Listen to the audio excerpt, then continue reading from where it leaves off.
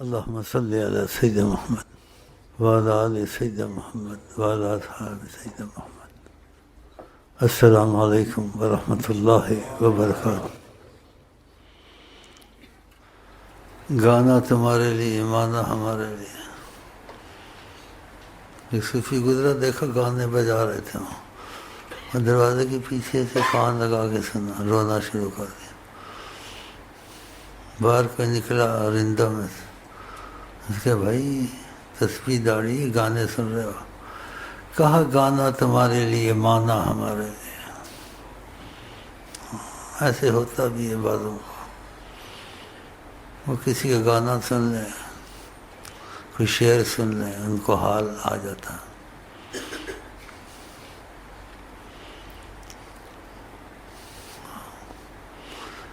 وہ اپنی سوچ سے کہیں اور چلا جاتا ہے، گانے والے کہیں اور چلے جاتے ہیں، زنا کی طرف. کیونکہ اولیاء کہتے ہیں گانا زنا کی ڈاک ہے. اس سے پرہیز کرنا چاہیے. برید الزنا، ڈاک ہے زنا کی.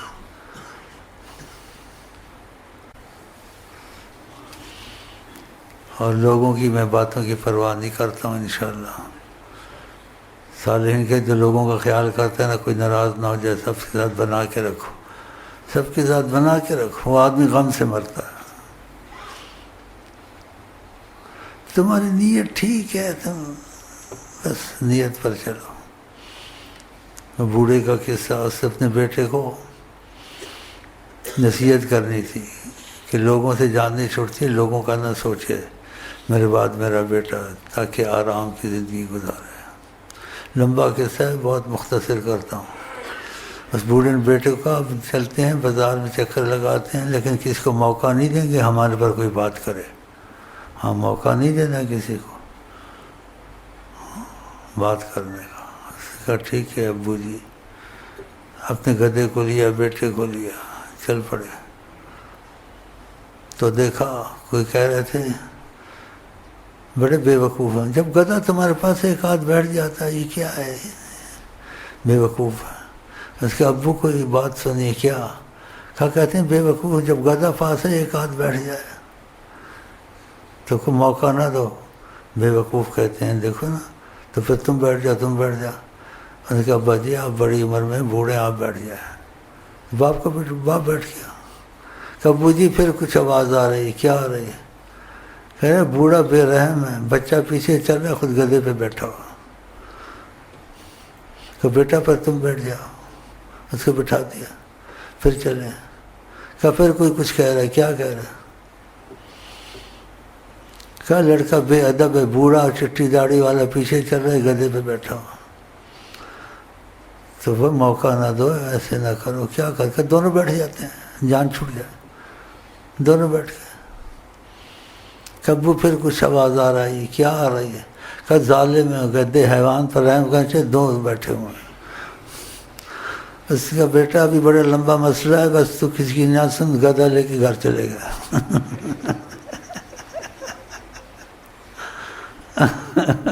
ایک نبی نے شکایت کی اللہ سے کہ لوگوں سے تکلیف ہوتی ہے. ان کا خدا کو نہیں چھوڑا، خدا کا بیوی بنائی، بیٹا بنایا. تو لوگوں سے کہتے ہیں جیسے موت سے آدمی نہیں بچ سکتا ہے، لوگوں کی زبان سے بھی نہیں بچ سکتا ہے.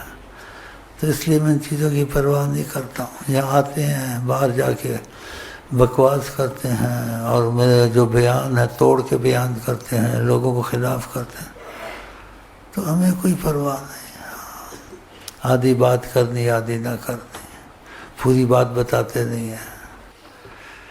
مزہ آیا باتوں کا؟ نہیں آیا. منگوائی ہے، چائے پیوں گا، دیکھوں گا طبیعت میں. گھر میں تم بھی آزاد، میں بھی آزاد، خلاص. ہاں، نماز بھی ہو گئی، دعا بھی ہو گئی، بات چیت بھی ہو گئی. باقی وظائف ہیں وہ وہاں سے لے لینا جس کو بھی چاہیے. لیکن وظیفوں کی قدر کرے، کیونکہ ایک تمہاری ہماری زبان سے چیز ہوتی ہے، ایک مصطفیٰ صلی اللہ علیہ وسلم کی زبان سے چیز ہوتی ہے، ان کا دخل ہوتا ہے تو اس میں خاص اثر ہوتا ہے. اس لیے یہاں سے جو درود لے کے جاتے ہیں یا لا الہ الا اللہ، اس میں خاص اثر، امتیازی اثر ہوتا ہے. کیوں؟ اس میں نبی کریم کا دخل ہے. اللہ، ہاں، زبان کا اثر ہوتا ہے، تو آقا کی زبان سے اور ان کی طرف سے یہ چیزیں. ہم تو بیچ میں یہ سمجھو کہ چھٹی رسان ہوں یا ڈاکیا ہوں، باقی مسئلہ تو وہ چلا رہے ہیں. ہاں، اگر تم نے قدر کی وظیفوں کی تو کوئی بھی مشکل ہو ممکن ناممکن حل ہو جائے گا.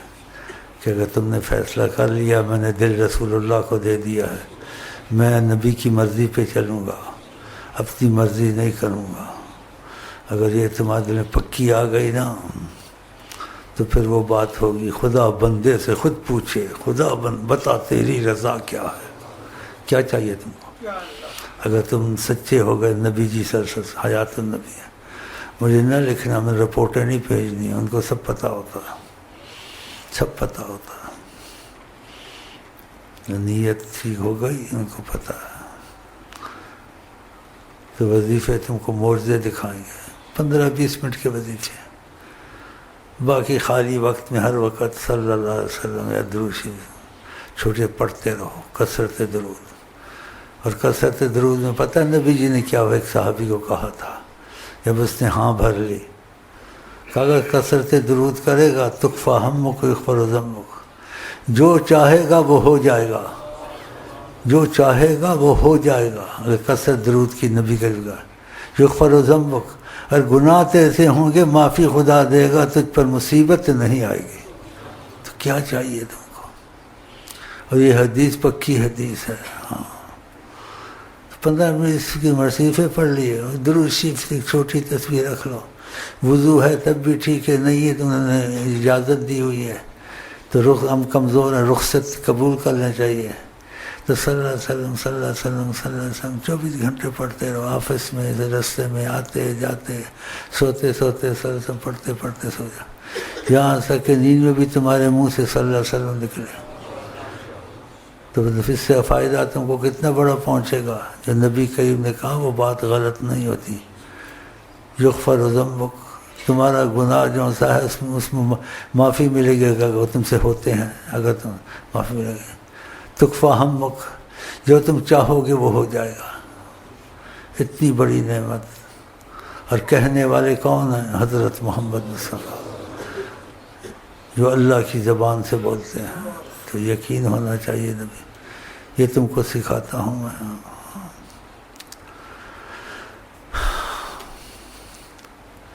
تو بھی وہ وظیفے کا معاملہ بھی بتا دیا ہے.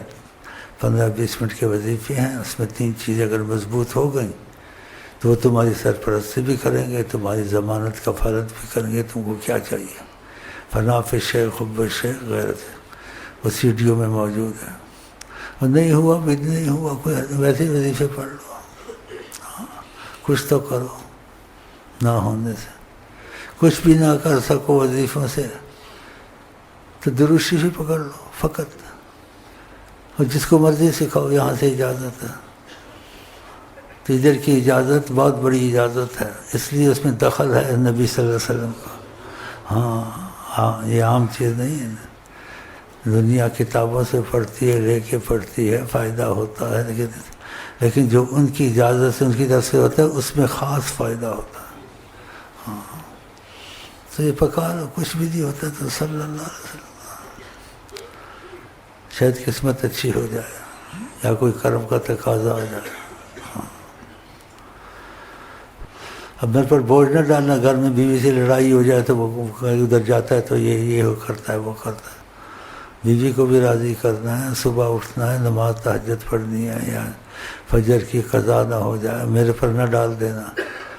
ہاں، تمہاری مرضی پر ہے، اپنے حالات کو دیکھ کے چلو. میں ہمیشہ یہ اعلان کراتا ہوں، ایک دفعہ نہیں کرنا پڑتا ہے. پتہ کیوں؟ ہر وقت نئے شکلیں آ جاتی ہیں. کوئی مونچھ والا آ جاتا ہے، کوئی داڑھی والا آ جاتا ہے، کوئی پتہ نہیں کیا والا آ جاتا ہے. ہاں، کوئی نہ مونچھ نہ داڑھی، بالکل چٹ. قسم کے لوگ آتے ہیں. یہ محبت سے کہتا ہوں، مونچھ داڑھی نہ کرتا ہوں. دیکھو مجھے داڑھی کا شوق ہے، اس کو مونچھ کا شوق ہوتا ہے، مونچھے میں پھنس گیا. بھائی ٹی وی دکھاتے مجھے کبھی معلومات کے لیے، ایسی باتیں لاتے ہیں، توبہ توبہ، گناہ کی باتیں، پاگلوں والی باتیں. تم نے سنی ہوگی، مونچھ نہیں تو کچھ بھی نہیں. چلو یہ کوئی بات ہے؟ بالکل جی ایسے بولتے ہیں، مونچھ نہیں تو کچھ بھی نہیں. پھر اس سے اپنی مونچھیں دکھاؤں، اتنی زبردست مونچھیں، دیکھ کے ڈر لگے. ایسے ادھر سے ایسے، پتہ کتنی محنت سے اس نے رکھی ہے، ایسے اس کو بنا.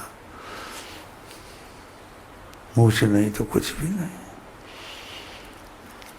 تو یہ دنیا ہے ایسے، ہمارا ان سے مطلب نہیں ہے. ہم نے نبی کریم کو دل دے دینا ہے، جس نے دے دیا ہے وہ دنیا آخرت میں اس کو عیش کرائیں گے انشاءاللہ. ہاں بڑی عظیم ہستی ہیں، ساری کائنات میں ایک ایک چیز کو جانتے ہیں، ان کی بات میں شک نہیں کرنا چاہیے. کہا ہر چیز میرے سامنے ہے، ہر ایک کو میں ایسا جانتا ہوں. فرمایا جیسے 5 کلیان گھوڑا، ہر ایک میرے سامنے ایسے ہے. تو نبی جی صلی اللہ علیہ وسلم اپنے ہاتھ مبارک کی طرف اشارہ کیا، ان کا ہاتھ. کہا جیسا میرا ہاتھ ہے ایسے تم کو دیکھتا ہوں. تو شک کرنا چاہیے. اب وہ کیسی کیفیت ہے وہ جانے، لیکن کہا ایسے ہے، مان لینا چاہیے. سب کو جانتے ہیں. اگر تم نے دل ان کو دے دیا. ایسے ایک دفعہ فرمایا کہ جو کسی کا ہو جاتا ہے وہ اس کے کام میں دخل دیتا ہے. ہاں آپ کسی افسر کے ہو جائیں، آپ کو مشکل ہے، آپ کے کام میں دخل دے گا، پوچھے گا، ٹیلی فون کرے گا، آپ کا کام کروا دے. جب نبی کا ہو جائے گا تو پھر نبی بھی کام کروائیں گے، دخل دیں گے. ایسے تم کسی سے پوچھا، اس نے طریقت میں نبی جی صلی اللہ علیہ وسلم نے پوچھا، بس جس کے پاس رہتے تمہارا خیال کرتا ہے؟ آقا جی نے کہا جی کرتا ہے. کہا کیوں کرتا ہے؟ کہا کہ بچوں کو اسکول میں لے جاتا ہوں، اس کے کام کرتا ہوں، میرا بہت خیال کرتا ہے. تو آقا جی نے کہا کہ ہم پر درود پڑھو گے، ہم سے محبت کرو گے، ہماری خدمت درود سے کرو گے، تو میں تمہارا خیال نہ کروں گا؟ میں بھی تمہارا خیال کروں گا.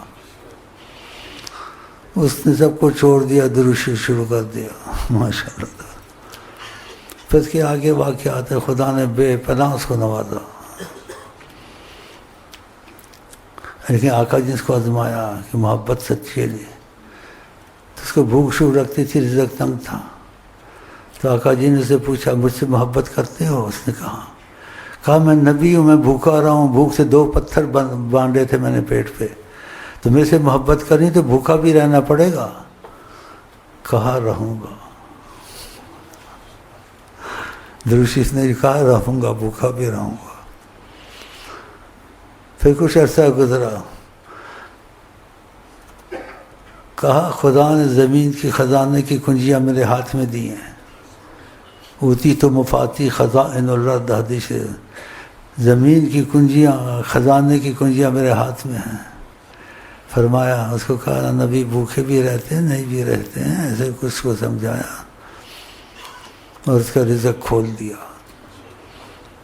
کتنے کتنے ہزار کی گھڑیاں باندھنے لگ گیا. پہلے تو سچا عاشق بنا نا، اور زمینیں اس کے قبضے میں آ گئیں. اس کو 2 وقت کی روٹی نہیں ملتی تھی، آقا جی نے اس کو سلطان بنا دیا. تمہارے طریقت میں ایسے واقعات آتے ہیں، لیکن سچائی ہو ان کے ساتھ، وہ تم کو گرنے نہیں دیں گے. ہاں صدقہ بھی نہیں کھانے دیں گے.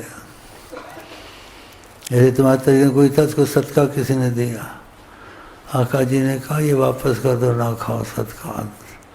جب ہمارے ساتھ ہو، اس کا مفہوم کچھ ایسا تھا. تو صدقہ دینے والے بنو، کھانے والے نہ بنو، اس قسم کی باتیں تھیں. واپس کروا دیا، اس کو غنی کر دیا. ہاں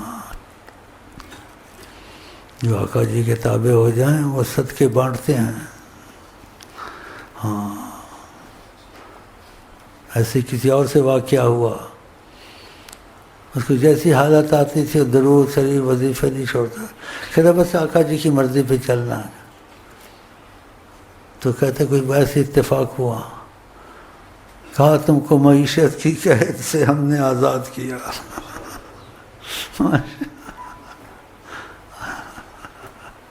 کیا بات ہے. دو جہاں سے بے نیاز ہوئے اے غنی آپ کے تمنائے. سچی ہے، سچا ہونا. وقتی طور سے وظیفے پڑھنے، نمازیں پڑھنے، وقتی داڑھی رکھنی، پھر چکر بازی کرنی، تو کرتا تو اس کو فائدہ بعضوں کو نہیں ہوتا. کیوں؟ مرتا کیا نہ کرتا. اب کیا کر، مصیبت پڑی ہوئی ہے، مصیبت سے جان کیسی چھوٹے گی. شیخ کہتے نماز بھی پڑھو، شیخ کہتے داڑھی بھی رکھو، یہ بھی کرو. اب کرو بھائی، کیا کرو. ایک محبت سے کرتا ہے. محبت والے بھی ہوتے ہیں. ایک کو میں نے پوچھا، میں کہا اس کا تو بڑا فائدہ ہوگا. میں کہ حالات بدلے. کہتے کہ حالات بدلے نہ بدلے، میں تو نہ نماز پڑھتا تھا نہ درود پڑھتا تھا. اب خدا کا شکر ہے کوئی نماز بھی میری ہو جاتی ہے، دروشی پڑھتا رہتا ہوں. حالات کا نہ پوچھے، بدلے نہ بدلے وہ تو سب کی ہیں، لیکن کچھ میں ایمان کا کام کر لیتا ہوں. دروشی پڑھتا رہتا ہوں اور نماز بھی کوئی پڑھتا ہوں، وہ بھی ہو جائے گی. بس مجھے یہ بڑی نعمت ہے. باقی حالات بدلے نہ بدلے وہ تو چلتا ہے، لیکن ایمان والا کام میں نے شروع کر دیا. میں نے کہا اس کو بڑا کچھ ملے گا. اس نے مطلب کے لیے نہیں کیا نا، اس نے ایمان کی دولت اور آخرت اور نبی کی بات کو بہت بڑی چیز سمجھنے لگ گیا. ایسے بھی ہوتا ہے نا. تو ایسے ہر ایک کی اپنی سمجھ ہے. مطلب تم لوگ سچے ہو گئے، تمہارے مسئلے آقا جی حل کر دیں گے. حیات النبی ہیں، ان کو سب پتہ ہے. وہاں کوئی خبر پہنچانے کی ضرورت نہیں ہے. ایسے واقعات ہوتے ہیں، آدمی حیران ہوتا ہے. کسی نے کچھ لکھا تھا ایسے کہ آقا جی سے پوچھنے اگر سامنا ہو گیا، اللہ دیکھا ورقہ اس کو نہیں ملا، وہ ڈھونڈتا رہا تکیے کے پیچھے، تو ورقہ آقا جی کے ہاتھ میں تھا مدینے سے. بتاؤ، دیکھ رہے تھے اس کو. کیسا یقینی بنے گا، کیسا یقینی بنے گا.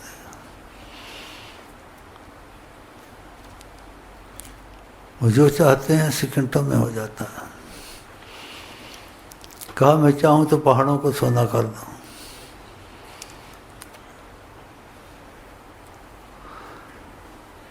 مختصر باتیں کر سکتا ہوں، وقت نہیں ہے، کچھ بھی باہر ہوں.